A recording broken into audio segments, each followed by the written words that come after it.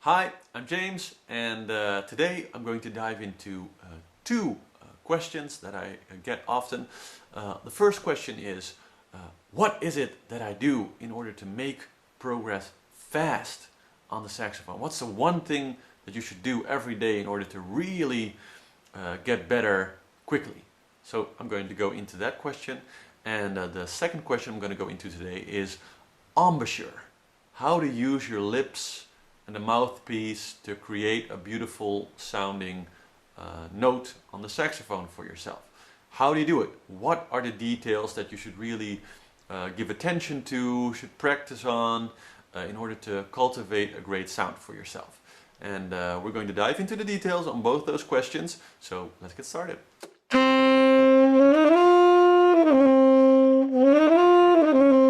Okay, so the first question, what is the one thing that makes all the difference when you're trying to make progress on the saxophone as fast as possible? What's the one thing you should really do every day?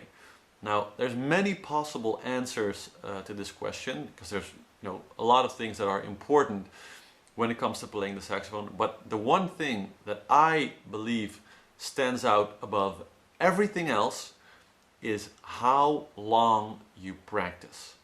Now, what I've discovered is that when you're first starting, it's usually quite hard to practice longer than, say, 20-25 minutes. Because when you're just starting and you've practiced for 25 minutes and you're really giving it your all, you're going to feel like and your mouth is just going to be tired, you're going to feel all kinds of aches that you never felt before, and you're not even going to be able to practice on any longer than 20-25 minutes. But pretty soon you'll find that that time starts to extend, and after maybe a month and a half, you'll be able to practice for a full hour without exhausting yourself completely. And I think the most important thing that you can do if you really want to make progress as fast as you can is to keep it, and I also stress this in all my books, to really keep it at 1 hour a day or more. I mean, more is always, the more always the better, but at least, at minimum, 1 hour a day of serious practicing on the saxophone. Shorter than that, so say you're practicing half an hour a day, is really a way to maintain a good sound. So if you practice for half an hour, you won't get any worse. And if you're just starting and you're practicing half an hour every day, sure, you'll slowly get better. But 20 minutes to 30 minutes is really sort of a zone where you stay the same and maybe get a little bit better every time you practice. But whenever you go over 30, 35, 40 minutes and really go for 50 or 60 minutes at a time, that's when you're really getting better. Arnold Schwarzenegger has this great quote where he used to be this big trainer, of course, on how to do fitness and get really muscular and do bodybuilding and all that stuff. And one of his golden rules was, so I've heard, was the last few crunches, when it really hurts, those last, if you've done like 100, you've done this for 100 times with a weight, at the last 3 or 4 times when you're really burning up and you're going, ah, and it really hurts, that's when you're making progress. That's when you're building muscle. That's when you're getting better. And that's what separates the champions from the regular folks, as Arnold used to say. So the same rule applies to the saxophone. If you're practicing for half an hour, maybe a little more, you're doing great, you're maintaining what you have and maybe getting a little bit better. But if you really want to make progress fast, if you want to advance every day, then practice for longer than 30-35 minutes. Try to practice at least an hour every day. And of course there's many ways to fill in the hour, and you can do a lot of things within that hour to make your practice as effective as possible. And I've written many materials on how to effectively do that. But the main thing is, no matter what you do, if you practice for an hour a day, you'll make progress really fast. More is great, but no less. and you'll see that you'll get better every day. And it'll be significant. You know, you videotape yourself playing something and then practice an hour a day for a month. Videotape yourself, play the two tapes after each other, and you'll really see like, whoa, I got a lot better. So that's really the biggest secret, I think, is practice at least an hour a day.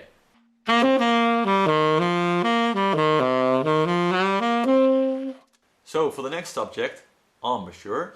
Embouchure is a very mysterious subject almost, and the reason why it's so mysterious, I think, has a lot to do with the fact that everybody has their own take on embouchure. Everybody's mouth is unique, so no two embouchures are the same. It's a bit like a fingerprint in that sense. And technically, if you were to look at some of the giants from the saxophone world, so the John Coltrane's, the Sonny Rollins, the Michael Breckers, those type of people, if you were to look from a purely technical point of view at their embouchure, then many teachers would be able to shoot holes in their embouchure, while they're the greatest saxophone players. They would be able technically to say, well, his embouchure isn't quite right because his lower lip is a little bit too forward, or there's too much tension in their upper lips, or they'd be able to say lots of things like that. So no one's really perfect, and it's all opinion, because if you sound really well and you're happy with the way it feels, then you've got a great embouchure. That's basically the only real rule that matters. But of course, people have been playing the saxophone for many decades, and over the time they found many general rules that apply to all of us, which we can use to create a good sound. So that's really what this is about. And I'm going to broaden the subject a little bit, because I'm talking about embouchure here, but embouchure is really how you hold your lips, has to do just with the lips. And all of the various things that go into creating a sound is of course much more than just your embouchure, just how you use your lips. And it's often a bit confusing for new students when people say embouchure. Do they mean what do you do with your mouth, just your lips? You know, where does the embouchure start and where does it stop? So just to make things absolutely clear so there can be no misunderstandings, the different items that go into producing a great sound on the saxophone are, first, number one, your breath support. So where does your breath comes from? Does it come really from your diaphragm muscles? Is there really good power to your breath? The second is, are you standing straight up? Are you keeping your air column straight, so the power for air can come up straight and go out through your air column and not be too much bended or stopped in some way.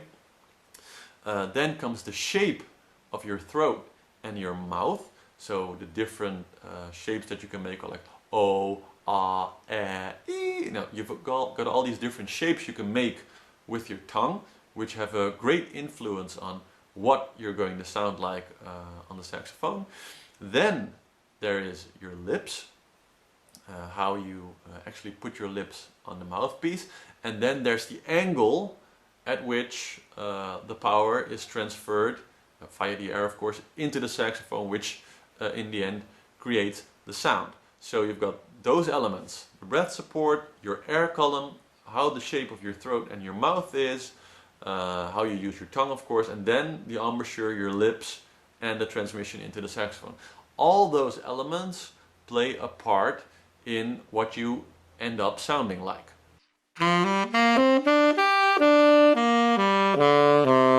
So let's start at the beginning with the breath support. Now when I say the breath support, what I really mean is the diaphragm, because breathing from your belly, or using the breath support, is really breathing consciously using mostly your diaphragm muscles.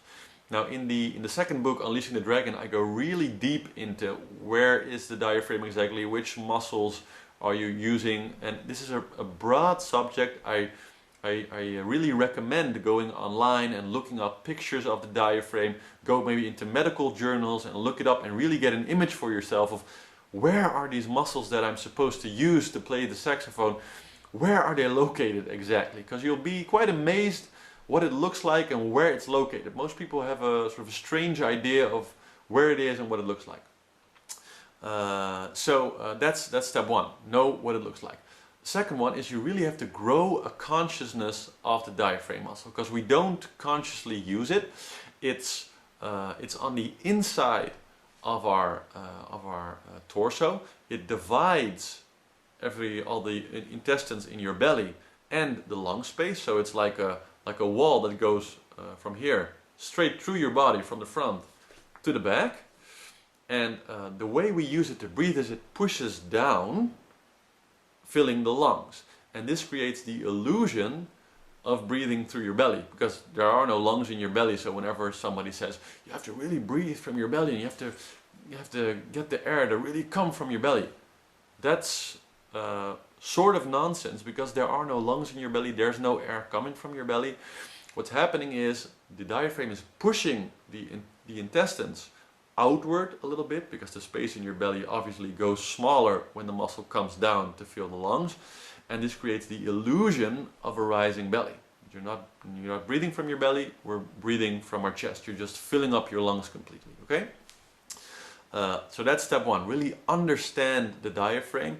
And the easiest and fastest way to really create a good conscious feeling for this muscle is to stand on your head, or to bend over and touch your toes, and then breathe in deeply. Normally the diaphragm doesn't have to work against gravity. In fact, part of what it does is it just relaxes and it lets gravity do the job of helping you breathe by just pulling the diaphragm down through gravity. So when you stand upside down, or when you bend over, your diaphragm all of a sudden has to work against gravity, and you really feel that effect. You really feel, hey, I'm using this muscle somewhere in between my lungs and my belly here, and you can really feel it when you're standing upside down. So a good exercise is to bend over or stand upside down, breathe in a few times, really hold on to the feeling, really grow a consciousness of it, and then slowly stand up again or rise up again, and try to keep that feeling. And that way you can slowly grow your consciousness until you really can sort of feel it, just like you're feeling your hand, or like a muscle in your belly muscles or your legs. So that's step one. Second part is your air column. Once you've really learned to breathe strongly from your diaphragm, you need to really straighten up your air column, so the air can come up straight and go around one bend through your head, and then go out straight. So really, and the more straight you're sitting or standing, the easier the air will flow, and the more power you'll put into your sound.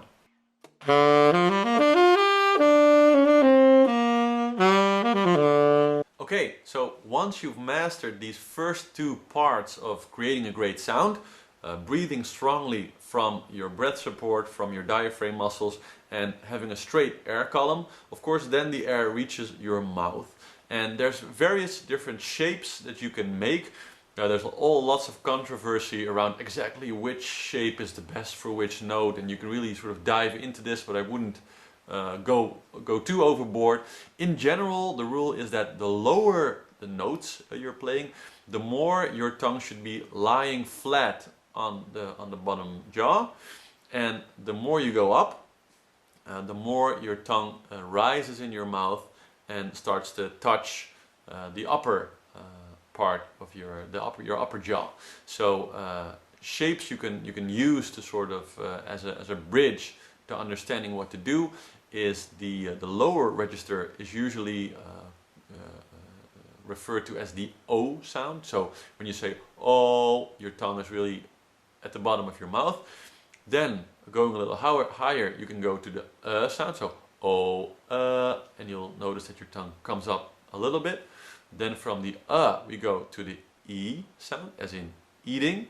So oh, E. Now you notice that your tongue is coming up quite a bit in your mouth.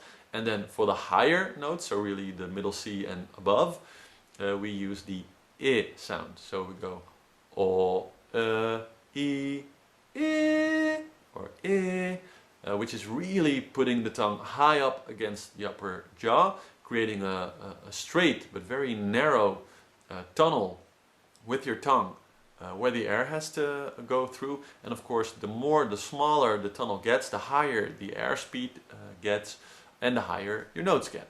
So that's a great trick, and something you should really take into account, because it makes a lot of difference once your sound comes out, what shape you use to make the different notes. So those are the first three parts: steady, strong breath support, good straight air column, and then use the right mouth shapes for the right notes. So lower register, O, middle register, E, high register, E. Okay, and that's just something you have to practice, and as you go on, you'll find that as you get better, you generally start at the lower register with your tongue just flat on the lower jaw, and as you play higher, it'll slowly rise until you're way up in the high register, where you got this really narrow sort of tunnel that you're creating with your tongue, where the air passes through. So those are the first three parts.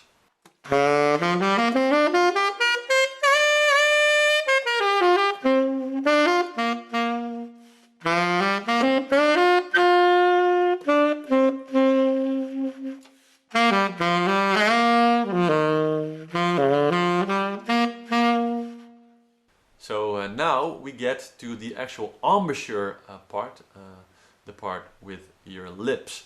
Now the most important thing here is first of all, how much mouthpiece are you taking into your mouth? Now, general rule, it's really different for everybody, because there's lots of different mouth shapes and sizes, is to take about half of the mouth. So your lips should end at about the halfway point. So about halfway into your mouth, and it should feel comfortable. So if you got a really small mouth and you're taking half of it into your mouth and you feel like that's not good, just make sure it feels comfortable for you. And in general, I would say make sure that you don't take in too little, because if you take in a little bit too much, that's something that with practice you'll overcome. But if you take in too little, it'll sort of siphon off some of the power of your sound. So better a little bit too much than a little bit too little. But in general, just try to find a place that really feels comfortable for you. And as a general guideline, about halfway on the mouthpiece. Okay. Little side note: some people tend to make a really big fuss on where to place the reed. Should it be a little bit up or a little bit down? Should it be just underneath or just above, or exactly right aligned to the top of the metal part? As you get better, you'll find that it doesn't really matter if it's a little lower or a little higher. The lower it gets, the more resistant it'll get, so you have to put in a little bit more power to get out the sound. The higher you put it, the easier it is to blow. So if you got a bit of a softer reed, you can compensate by putting it down a little bit. If your reed is a little hard, you can bring it up a little bit to create the type of resistance that you're comfortable with. And those are kind of the general rules. In the beginning, it tends to matter a lot, but as you get better, this is something that you can just compensate. Even if it's really crooked, or sometimes I'm playing and there's a little piece missing or something will break off, and it'll still work just fine. Good. Back to the embouchure. Now, an important part is that you always have to keep your upper lip as relaxed as possible. So obviously the reed is vibrating against your lower lip. So that's where most of the resistance and most of the tension should be. And the upper lip should really lay very relaxedly across the top of the mouthpiece, and shouldn't be any more power or tension in it than is needed, just to make sure to keep the air in. But that's it, that's the maximum. It should feel really relaxed. Now with the lower lip, it takes quite a bit of time before you can really dive into all the details and all the little differences that you can create with your lower lip. Why? Because when you're just starting, you're paying attention to the larger things, like where do my fingers go? You have to pay attention to your breath support. So you're doing all of the larger scale movements, and you're focusing on that, and that's natural. So don't sweat this stuff until you've been practicing for a little bit.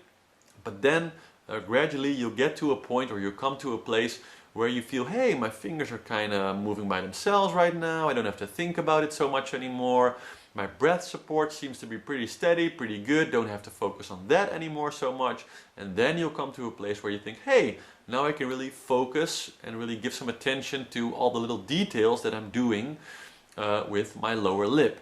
And a great way to practice this is by doing mouthpiece exercises, which means playing the mouthpiece without the horn attached, because you can play any song you want on just the mouthpiece alone without the horn, because the horn only amplifies the sound that we're making on the mouthpiece, because that's where we really are creating the sound. So a good exercise is to play scales on your mouthpiece, or to play little songs. And as you do that, you'll notice that the way to make different notes is really the shape of your mouth in combination with how you use mostly your lower lip. How much pressure are you applying? How exactly are you using it? And this is different for everybody, but this is really the way to practice it. Now, your neighbors are not going to like this because it's very loud and it's very high. You might even want to use some earphones for yourself if you want to protect your ears a little bit.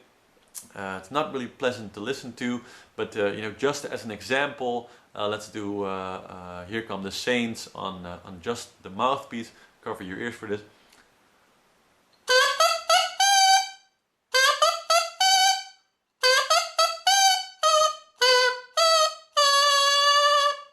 Well, etc., etc. That's a great way to practice getting better, and you'll really find that if you do a month, 2-3 months of practicing just the mouthpiece for, say, 10 minutes for every hour that you're practicing, you're practicing just on the mouthpiece, you'll find that your sound makes a giant leap forward in quality. People will really go, whoa, your sound's really improved. And usually it's from doing just the mouthpiece exercises. It's a great exercise to do. Great, so now we have the first 4 elements of the saxophone sound. We have the breath support, great strong breath support. We have the straight air column. We have the shapes, the different shapes that you're making in your mouth for the lower and the middle and the high register. And we have your embouchure, so how to use your lips, relax your upper lip, and try to train and cultivate as much detail and finesse and subtle power in your lower lip as possible by doing lots of mouthpiece exercises. And then the last part, the 5th part of the equation, is the angle at which you have the saxophone. Now, something you often see with many saxophone players, no one's perfect and that's okay, is that they're either playing like this, having it angled kind of upwards, or too much downwards, like, and both have a pretty big impact on your sound. So the aim should always be to make sure that you're blowing as straight as possible into the mouthpiece. And you can hear it. Now again, this is without the horn, so it's not a very pleasant sound, but you can hear the difference. It's a great thing to try for yourself. Just put your mouthpiece on your neck and blow just the neck. And you'll find that if you angle it up and down a little bit,